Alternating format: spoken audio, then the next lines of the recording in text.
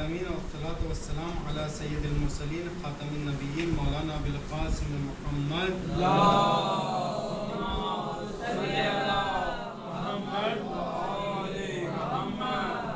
آلہ الطیبین الطاہرین المعصومین اما بعد.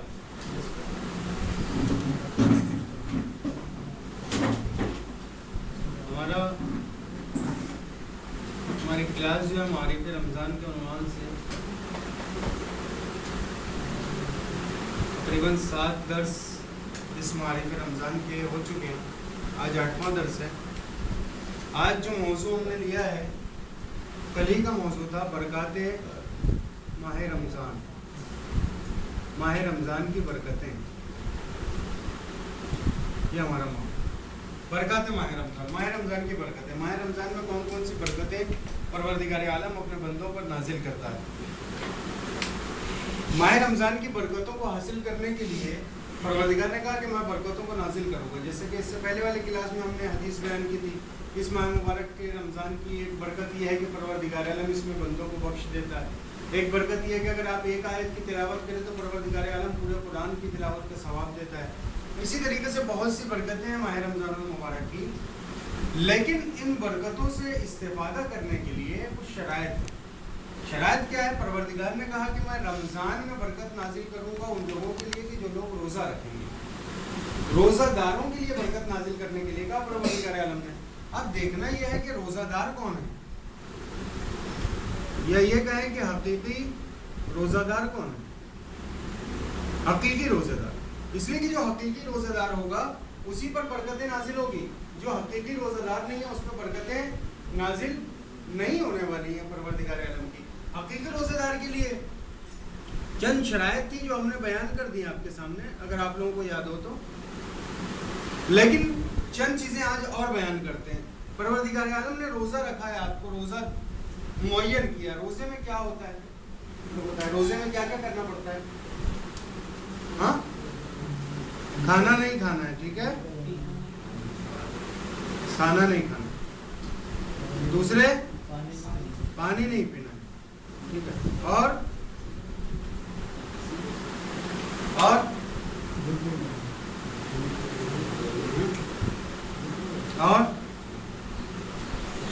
ہم نے بیان کیا تھا نا اس کے والی کلاس میں, کس کو کس کو یاد ہے؟ ہاں, اور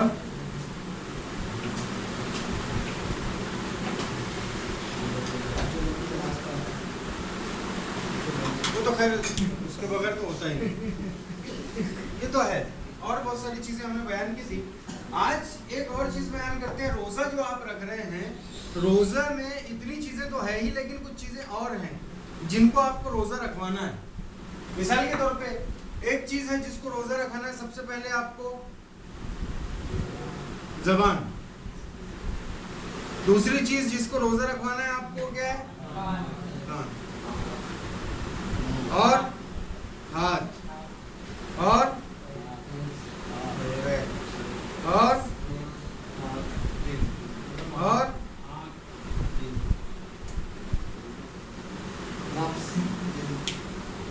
تمام چیزوں کا روزہ ہے.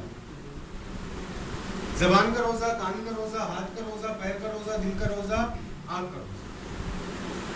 اگر ان تمام اعضاء و جوارح سے آپ روزہ رکھ رہے ہیں تو آپ کا روزہ حقیقی روزہ کہلائے گا. اور اگر ان میں سے کسی ایک کو بھی آپ نے چھوڑ دیا تو آپ کا روزہ پھر حقیقی روزہ نہیں ہے. زبان کا روزہ آپ نے سنا ہوگا اکثر. زبان کے روزے کو کیا ہے, زبان کو کس طریقے سے روزہ رکھوانا ہے؟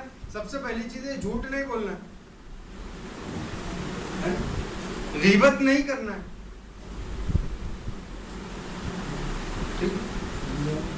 دل آزاری نہیں کرنا ہے. دل آزاری یعنی کیا؟ کسی کے دل کو دکھانا نہیں ہے. یہ تمام چیزیں زبان کے روزے. اب اگر آپ نے روزہ رکھا اور بھوکے رہے, پیاسے رہے, قرآن کی تلاوت کر لی, نماز پڑھ لی, اس کے باوجود آپ کی زبان جھوٹ بول رہی ہے, آپ کی زبان غیبت کر رہی ہے, آپ کی زبان سے دل کسی کا دکھ رہا ہے, تو اس کا مطلب یہ ہے کہ آپ کی زبان نے روزہ نہیں رکھا, آپ کی زبان کا روزہ نہیں تھا. اور حدیث ہے کہ سب سے زیادہ جو جہنم میں ڈالا جائے گا آدمی کس وجہ سے؟ زبان کی وجہ سے. سب سے زیادہ جو جہنم میں جائے گا انسان وہ اپنی زبان کی وجہ سے جائے گا، اس لیے کہ یہ زبان کیا ہوتی ہے تو الفاظ ہوتے ہیں چھوٹے چھوٹے سے، 1 لائن 2 لائن کے آپ الفاظ، لیکن کبھی کبھی ایسا ہوتا ہے کہ ان الفاظ کی وجہ سے کسی مومن کا دل دکھ جاتا ہے، اور مومن کے دل کو نہیں دکھانا ہے تو زبان کا روزہ بھی ضروری ہے، تو اپنے زبان کو بھی روزہ رکھوائیے۔ کان کا روزہ، اب مثال کے طور پہ کان کا روزہ کیسے رکھنا ہے؟ کان کا روزہ یہ ہے کہ آپ، دوسری بات ہے گانا وغیرہ تو بہت دور کی بات ہے، آپ کو غیبت نہیں سننی ہے، جس طریقے سے غیبت کرنا نہیں ہے اسی طریقے سے غیبت سننا بھی نہیں ہے۔ اب اگر 2 آدمی کھڑے ہو کے باتیں کر رہے ہیں، وہاں پہ غیبت ہو رہی ہے، تو آپ کا کام کیا ہے؟ آپ وہاں سے ہٹ جائیں۔ اگر آپ بیزاری کا اظہار نہیں کر سکتے وہاں پہ، اگر آپ امر بالمعروف نہیں کر پا رہے ہیں، تو وہاں پہ آپ کیا کریں؟ اپنے اعضاء و جوارح سے امر بالمعروف کریں، وہاں سے ہٹ جائیں، غیبت نہ سنیں۔ اگر آپ کچھ اقدام نہیں کر سکتے اور اگر آپ اقدام کر سکتے ہیں تو وہاں پہ اقدام کریں، ان کو سمجھائیں کہ بھائی غیبت کرنا اچھی بات نہیں ہے۔ تو یہ کان کا بھی روزہ ہے، تو آپ اپنے کان کو بھی بچا کر رکھیں۔ اس کے بعد میں غیبت، کان کا اور کیا روزہ ہو سکتا ہے؟ کان کا روزہ یہ ہو سکتا ہے کہ آپ اچھی باتوں کو سنیں اور بری باتوں سے پرہیز کریں۔ یہ خلاصہ ہو گیا کان کے روزے کا، اچھی باتوں کو سننا ہے، بری باتوں کو۔ ہاتھ کا روزہ، اپنے ہاتھ سے کسی پہ ظلم نہیں کرنا، یہ روزہ آپ کے ہاتھ کا، کسی کو تکلیف نہیں پہنچانا ہے، کسی کو ایذا نہیں پہنچانا ہے۔ پیر کا روزہ، آپ کے پیر جو ہے آپ کو گناہوں کی طرف نہ لے کے جائیں، اس کا خیال رکھنا ہے۔ آپ کے دل کا روزہ ہے، بہت اہم ہے دل کا روزہ۔ دل کا روزہ یعنی کیا؟ یعنی اکثر یہ ہوتا ہے کہ انسان روزہ رکھ کر زبان سے کچھ نہیں کہہ رہا ہے، زبان سے کچھ نہیں کہہ رہا، بولا نہیں اس نے کچھ، لیکن اس کے باوجود ایک جگہ، مثال کے طور پہ ایک جگہ کہیں پر باطل بات ہوئی، اس باطل بات کو آپ نے سنا، زبان سے آپ نے اس کی حمایت نہیں کی۔ اب میں سوال کروں گا بھائی آپ نے حمایت کی؟ کہ میں نے زبان سے تو کچھ نہیں کہا، باطل کی میں نے حمایت نہیں کی، لیکن دل میں کیا ہے؟ دل میں آپ نے نفرت بھی نہیں کی اس سے۔ باطل سے نفرت کرنا ضروری ہے نا، باطل سے نفرت ضروری ہے۔ اگر آپ کے دل نے باطل سے نفرت کی تو اس کا مطلب یہ کہ آپ کے دل کا روزہ ہے، اور اگر آپ کے دل میں باطل سے نفرت پیدا نہیں ہوئی تو اس کا مطلب یہ کہ آپ کے اعضاء و جوارح نے روزہ پورے طریقے سے نہیں رکھا۔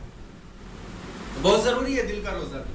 اسی طریقے سے ایک چیز اور ہے، انسان روزہ رکھ لیتا ہے، مثال کے طور پہ بہت سے ہوتے ہیں بچے ہوتے ہیں روزہ رکھ لیے، ابھی نئے بالغ ہوئے ہیں، 16 سال کی عمر ہے، 17 سال کی عمر ہے، اس میں کیا ہوتا ہے کہ آپ نے روزہ رکھا، روزہ رکھنے کے بعد میں اب 6 بجے 5 بجے 4 بجے جب شدید بھوک اور پیاس کا عالم ہوا، تو اب یہاں سے ایک قسم کی وہ ہوتی ہے کہ نہیں رکھنا چاہیے، یہ روزے کو باطل کر دے گا، یہ روزے کو کیا کر دے گا؟ باطل کر دے گا۔ اپنے دل کو محکم رکھو ایک دم۔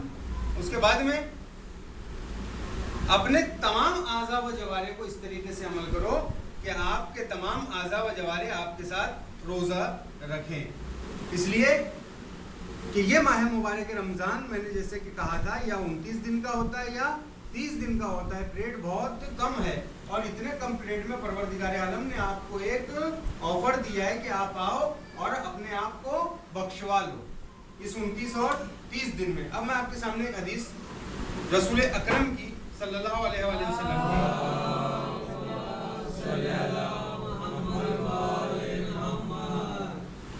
کہتے ہیں کہ رسول اکرم صلی اللہ علیہ وآلہ وسلم ارشاد فرماتے ہیں کہ جو شخص ماہ مبارک رمضان کو درک کرے اور اس کے گناہ اس ماہ مبارک رمضان میں نہ بخشے جائیں تو وہ شخص کیا ہے؟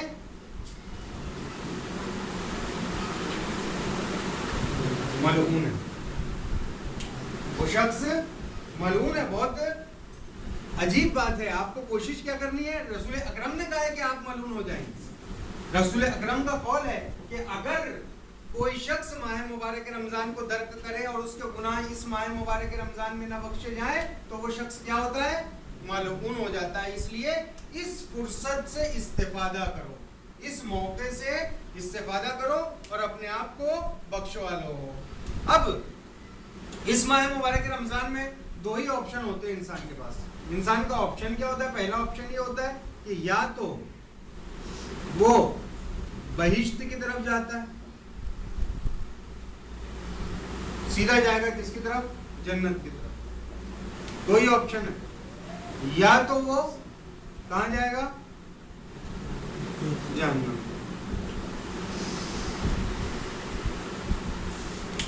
اس پہ ذرا توجہ کریے گا. دو آپشن ہے آپ کے پاس میں، یا تو آپ ڈائریکٹ جنت جائیں گے یا آپ ڈائریکٹ جہنم جائیں گے. کوئی تیسرا راستہ اگر آپ تلاش کرنا چاہیں اس کے درمیان میں تو آپ تیسرا راستہ تلاش نہیں کر سکتے. بہت پریکٹیکل بات میں آپ کے سامنے پیش کرنے جا رہا ہوں. پریکٹیکل بات کیا ہے کہ آج ہم میں سے اکثر لوگوں کا یہ سوچنا ہے، اکثر لوگوں کا یہ سوچنا ہے کہ تھوڑی سی نیکی، مثال کے طور پہ 50% نیکی کر لیا آپ نے، اور اس میں سے 50% برائی بھی کر لی. تیسرا راستہ جو نکالتے ہیں ہم لوگ درمیان سے، اکثر ہم لوگوں کو یہ پیش آتے رہتا ہے کہ ہم لوگ ایک تیسرا راستہ نکالنے کی کوشش کرتے ہیں. وہ تیسرا راستہ کیا ہوتا ہے؟ میں نے بتایا دو ہی راستے ہیں.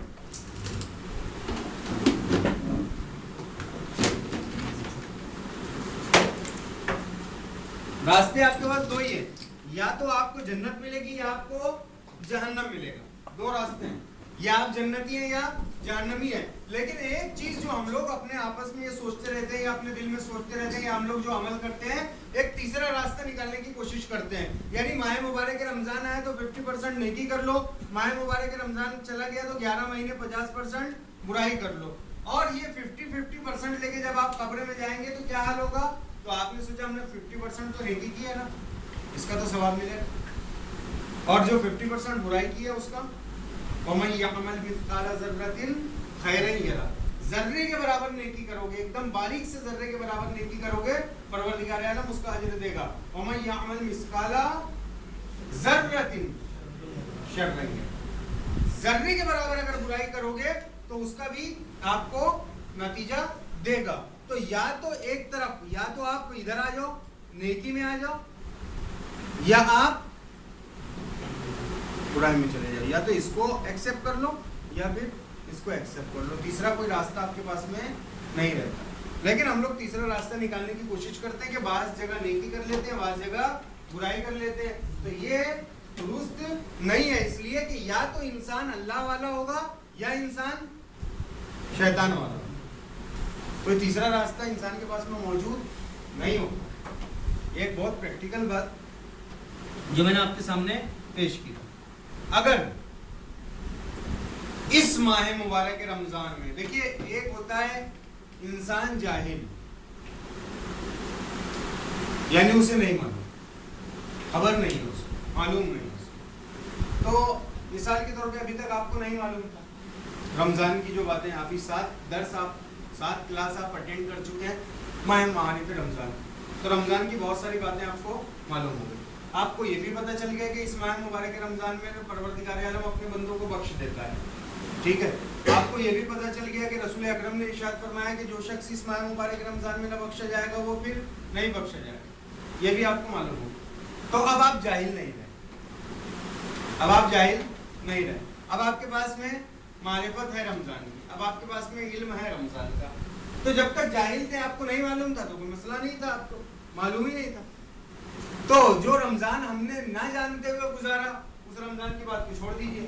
لیکن اب یہ جو رمضان ہم گزار رہے ہیں، اس ماہ مبارک رمضان میں آپ یہ جانتے ہیں کہ اس ماہ مبارک رمضان میں ہمیں ایسے کاموں کو انجام دینا ہے کہ پروردگار ہمیں بخش دے.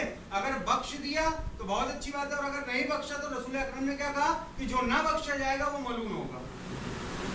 جو شخص نہ بخشا جائے گا وہ ملعون ہوگا. اب جسے رسول ملعون کہے،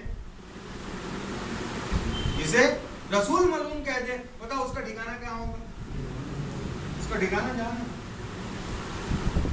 جسے رسول خود ملعون کہہ دے رہے ہیں، اس کا ٹھکانہ جہنم ہے. تو اب آپ کو معلوم ہو گیا کہ ماہ مبارک رمضان میں کیا کاموں کو انجام دینا. تو اب آپ کی شرعی ذمہ داری یہ ہوتی ہے کہ ایسے کاموں کو انجام دیں کہ پروردگار عالم جب آپ آخر ماہ مبارک رمضان تک پہنچے، 29 روزے تک آپ پہنچے، تو آپ کے گناہ معاف ہو جانے چاہیے. یہ ضروری ہو گیا آپ کے اوپر میں. کیوں؟ اس لیے کہ آپ جانتے ہیں، آپ کو پتا ہے کہ ہمیں اس ماہ مبارک رمضان میں حتماً بخشوانا ہے. تو اسی اعتبار سے آپ کو کام کرنا پڑے گا.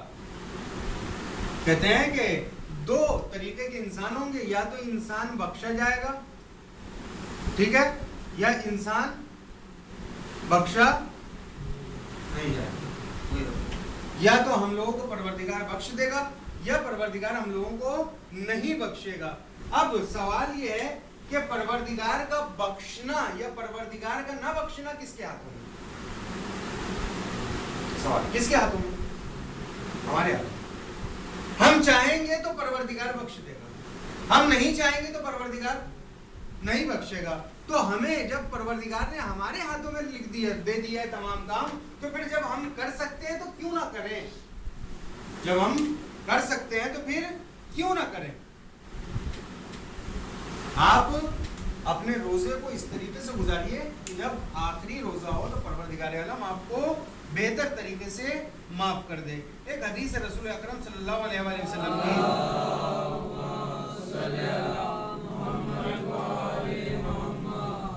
کہتے ہیں کہ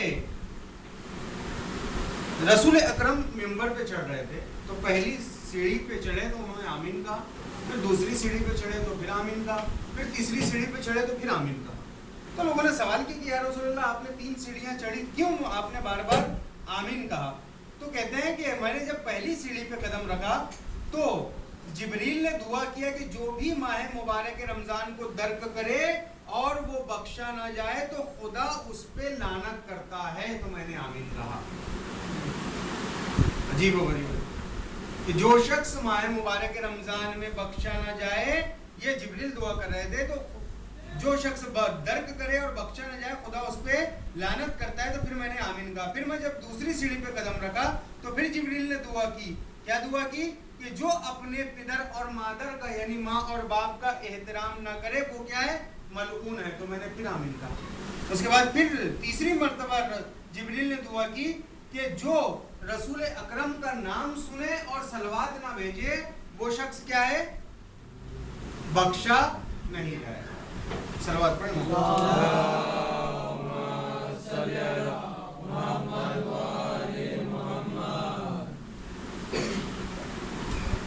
اب یہاں پر پروردگار عالم نے جو دسترخوان بچھایا ہے، میں نے کہا تھا نا آپ کیا ہیں؟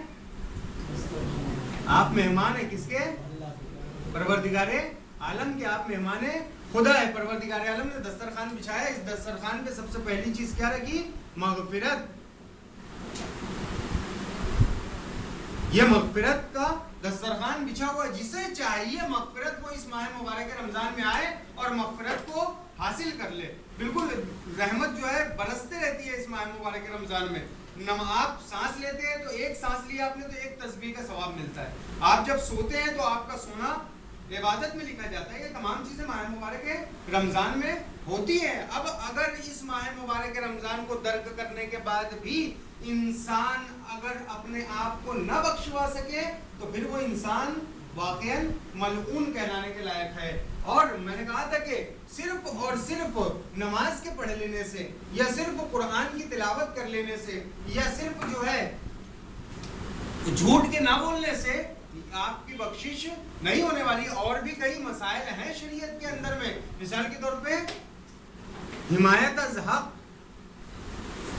حق کی حمایت کرنا،